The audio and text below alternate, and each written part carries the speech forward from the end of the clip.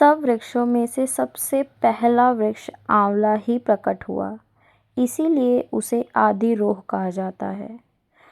ब्रह्मा ने पहले आंवले को उत्पन्न किया, उसके बाद समस्त प्रजा की सृष्टि की।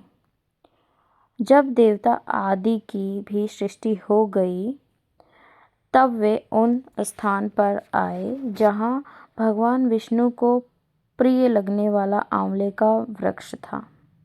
उसे देखकर देवताओं को बड़ा आश्चर्य हुआ।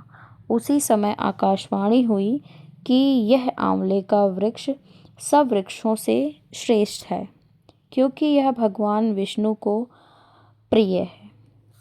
इसके स्मरण मात्र से मनुष्य गोदान का फल प्राप्त करता है।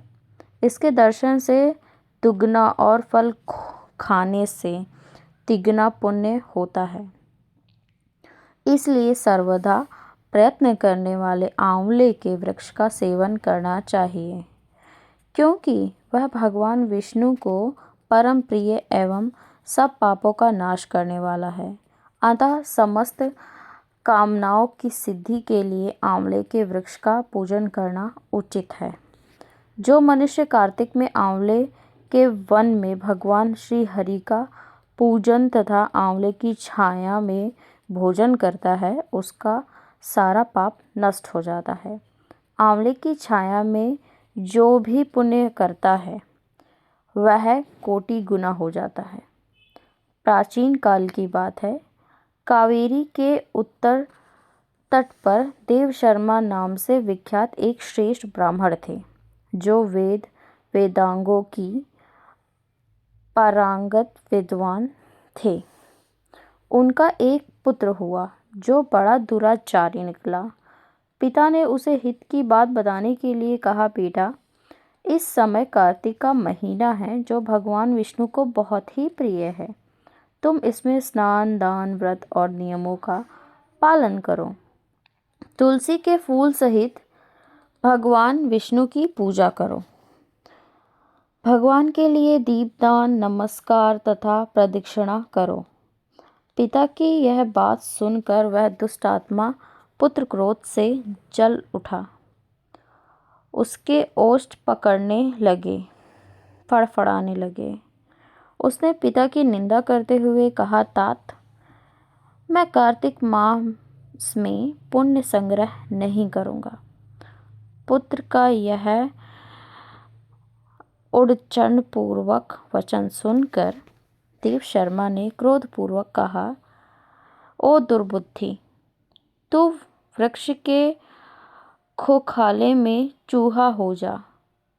इस शाप के भय से डरे हुए पुत्र ने पिता को नमस्कार करके पूछा, पूज्यवर, उस घृण योनि से मैं कैसे मुक्त होऊंगा, यह बताइए। इस प्रकार पुत्र के द्वारा प्रसन्न किए जाने पर ब्राह्मण ने शाप निवारिति का कारण बताया। जब तुम भगवान को प्रिय लगने लगो, कार्तिक व्रत का पवित्र महत्व में सुनोगे, उस दिन उस कथा के श्रवण मात्र से तुम्हारी मुक्ति हो जाएगी। पिता के ऐसे कहने पर वह उसी क्षण चूहा हो गया और कई वर्षों तक सघन वन में निवास करता रहा।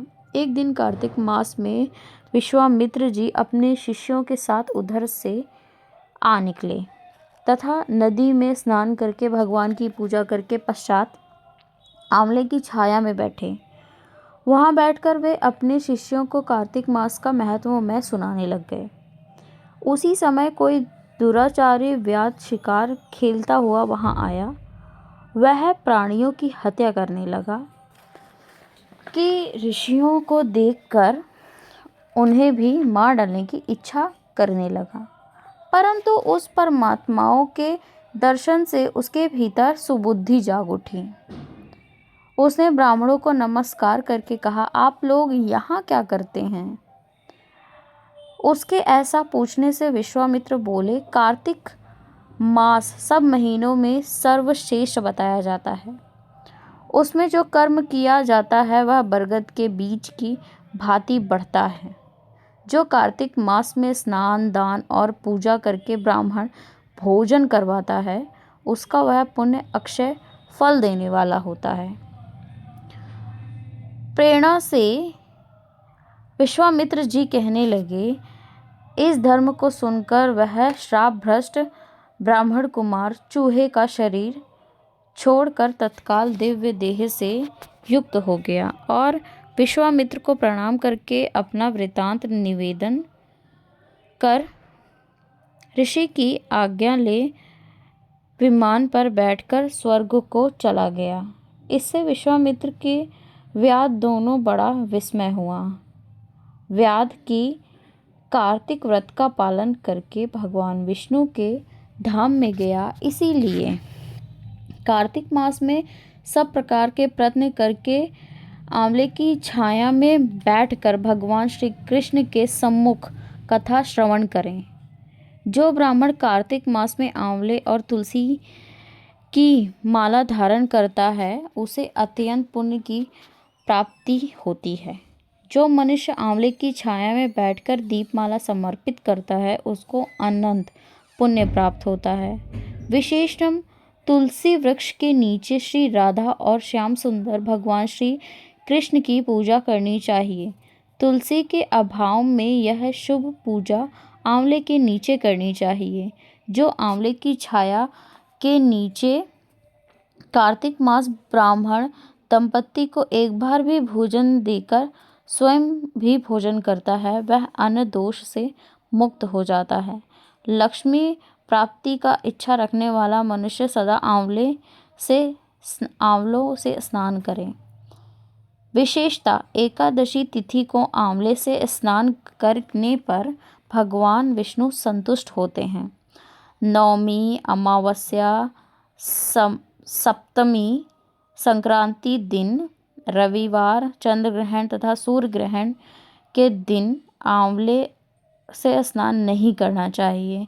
जो मनुष्य आंवले की छाया में बैठकर पिंड दान करता है, उसके पितर भगवान विष्णु के पाद से मोक्ष को प्राप्त होते हैं। तीर्थ या घर में जहाँ जहाँ मनुष्य आंवले से स्नान करता है, वहाँ श्री विष्णु स्थित होते हैं। जिसके शरीर की हड्डियाँ आंवले के स्नान से धोई जाती हैं, वह फिर गर्भ में वास नहीं करता है। जिनके सिर के बाल आंवला मिश्रित जल से रंगे होते हैं, वे मनुष्य कलयुग के दोषों का नाश करके भगवान विष्णु को प्राप्त होते हैं। जिस घर में सदा आंवला रखा रहता है, वहाँ भूत प्रेत, कुष्मांड और राक्षस नहीं जाते। जो कार्तिक मास में आंवले की छाया में बैठकर भोजन करता है, उसके 1 वर्ष तक अनंत संसर्ग से उत्पन्न हुए सभी पापों का नाश हो जाता है। जय श्री कृष्ण, जय श्री कृष्ण।